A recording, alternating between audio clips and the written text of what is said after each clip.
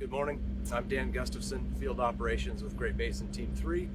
Today's Monday the 30th, and this is the morning briefing. Start out with night. Night shift last night had a really good night. It was quiet. All of our problematic areas had been addressed and dealt with during the daytime. Those guys went back, rechecked them, and it was pretty quiet. So that was good for us. We did have a hotshot crew on night shift, and immediately they got pulled to a new start.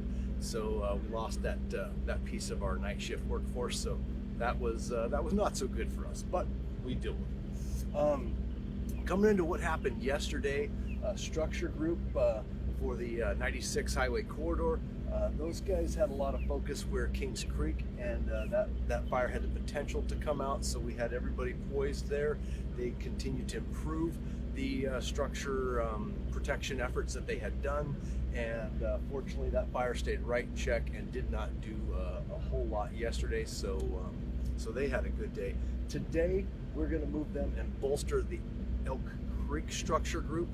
They're going to go and help start to get that tidied up because we have a new threat coming from this direction. So with the minimal workforce that I have to continually move people around to what tactically makes the most sense with the least amount of people. So that's what those guys are doing.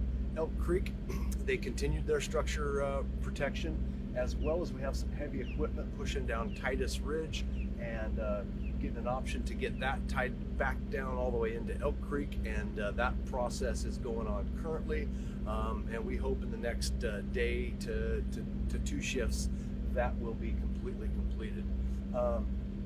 So for Elk Creek, that's what they did yesterday as well as today, and they've got a bolstered workforce.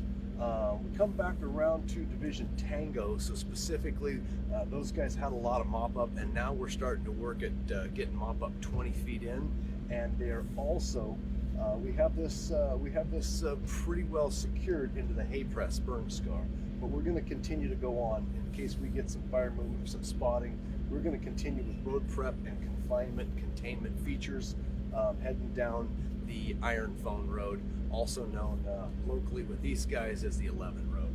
So we're working right in there. Division Delta yesterday, they had a good day as well. We had some spots from prior days. Those are almost 100% done now. They're going to continue to mop up those with 100% mop up as the in-state goal. This whole piece from 37 to 46 to this residence that was ringed here, that's looking really good. We had some spots in a log deck there, and they're working real hard at that as well, and that's all looking pretty good. Today, there's a small piece right here where we have road in the old burn scar, and we're going to go assess the options with the workforce I have to be able to go direct and punch in direct line construction up around the Yukon Lookout and tie this into the burn scar over here and just give us even more containment lines. So that's a task that those guys are looking at and hopefully going to be able to get in and implement today. Night shift, I can't tell you what the plan for night shift is because every day night shift is dictated by what happened during the day. One additional piece of information is there's about 4,000 acres of new fire run that went yesterday late afternoon all through the evening and has pushed really hard. So what we're looking at is it's spotted and it's down into the Coon Hollow and Coon Creek drainage area. So we have this containment contingency line feature, and we're going to look real hard and heavy today at the potential of needing to fire that off. If we do, we're going to order and try and get some retardant to support the back end of that.